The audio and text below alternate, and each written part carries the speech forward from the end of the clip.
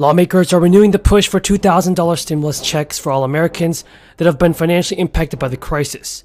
There are over 80 Democrats that currently support the stimulus bill. And now, Governor Tim Wolf is once again calling on state lawmakers to approve his plan for people in Pennsylvania to receive their stimulus checks. Wolf says he wants to use $500 million of the $2 billion of unspent federal crisis money to give most people in Pennsylvania a one-time state stimulus check of up to $2,000. Both the former president and President Biden got congressional approval for their stimulus checks, but so far, the state stimulus plan for Pennsylvania has had a cool reception from Republicans. One member of the state Senate Appropriations Committee says his Republican colleagues prefer to spend the money on other things like bridge work instead of fixing the interstate. Governor Wolf says the Republican legislature should act now to provide direct relief for families hit hard by inflation.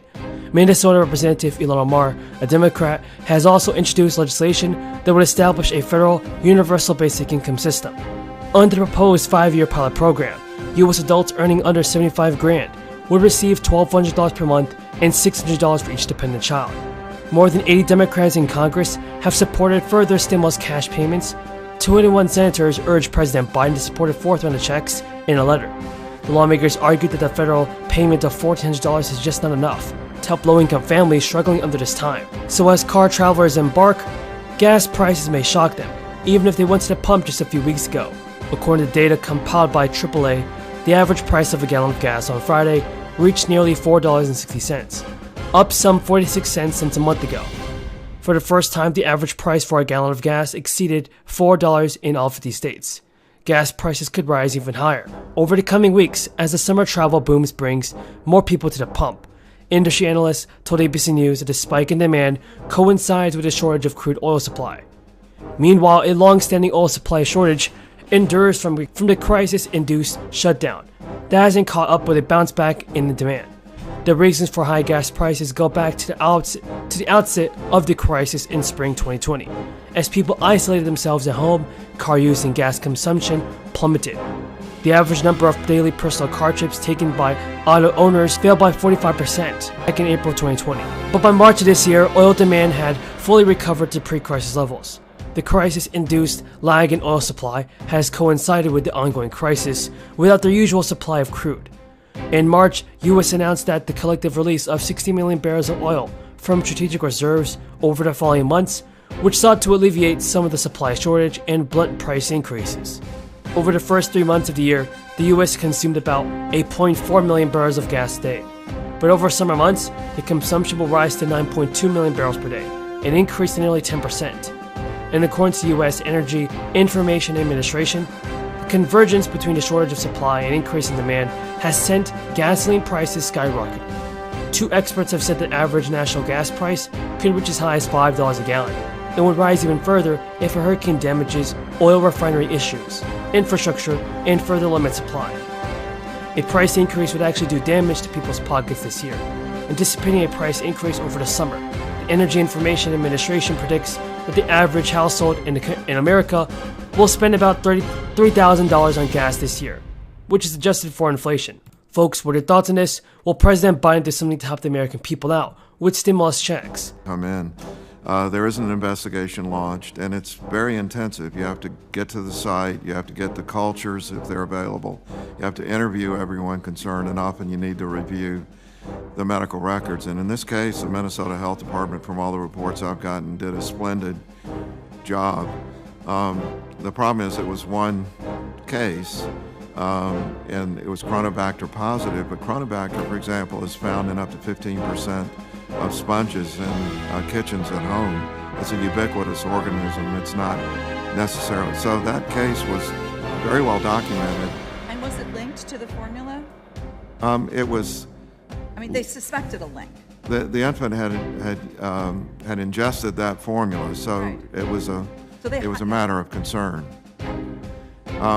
I'd also point out Chronobacter is not a reportable organism, and so we have banks of now DNA sequencing.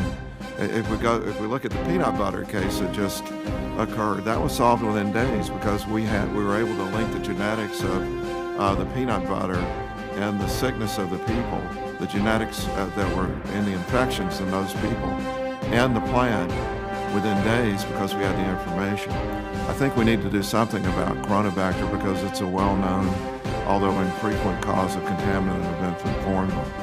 So, but are you saying that you think that the length of time that it took from when MDH, Minnesota Department of Health, issued the,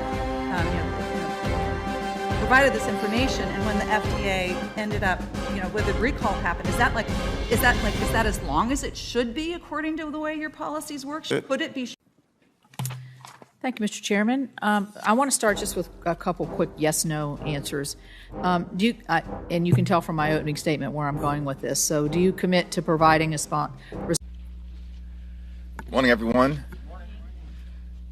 House Democrats are continuing our efforts to fight for the American people, to put people over politics, to lean into the issues that everyday Americans care about: lower costs, better paying jobs, safer communities, defending democracy, fighting for freedom, protecting the public interest, and ensuring economic opportunity in every single zip code. House Democrats are here to fight for everyday Americans.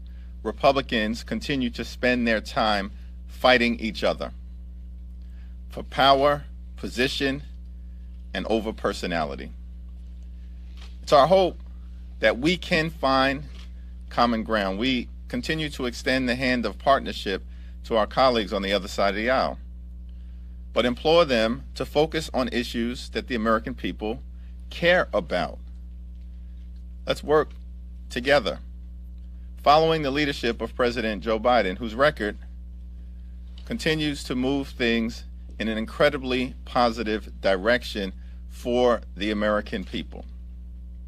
Wages are up, inflation is down, and more than 10 million jobs have been created under the leadership of President Joe Biden. That's a strong economic track record of success, particularly given the mess that President Biden inherited from the previous administration. But instead of trying to find ways to work together, my colleagues on the other side of the aisle continue to lean into an extreme MAGA Republican agenda, which seems to be focused on trying to investigate the president's family, not make a difference in the lives. responses to the EPW committee in a timely manner? Yes. Thank you very much. Do you agree with the following statement made by Administrator Regan? It is an obligation of all of us as public servants to be as transparent as possible to this body and to the public. Yes. Thank you. And I appreciate that. So I'm going to go back to a couple letters that I wrote you recently in 2021. I was asking about the oversight on the renewable fuel standards. I wrote in March, in August, and again in October. I sent 3 separate letters. I did not get any response until December 14th, 2021, which was 9 months after the first letter,